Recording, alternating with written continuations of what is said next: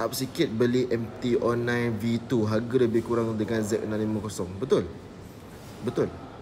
Cuma bila kata kita cerita pasal motor second hand dan V2 ni dah lama sangat, 2017 tak silap aku.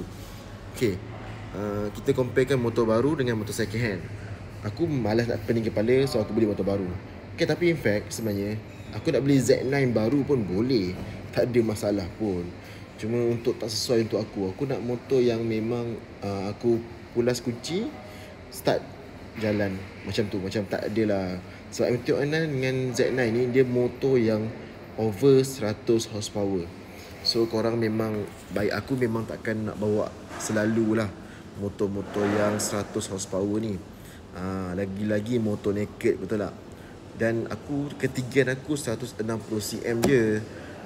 Okay, sebenarnya effect member aku nak jual dekat aku MT-09 V3, tapi V3 tak lawa. Okay, sebab tu aku beli Z650. Dia macam ni, jangan tengok kepada spek dengan laju je semata-mata, CC je semata-mata. Setiap orang lain minat dia. Sebab aku sebenarnya kalau boleh, aku nak beli 250 je.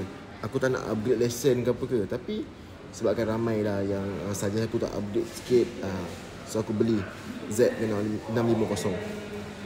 MT-09 Z9 yang CC yang besar-besar, lebih 100 horsepower, aku minat. Tapi belum lagi. Okay, so lain orang lain lah. Okay,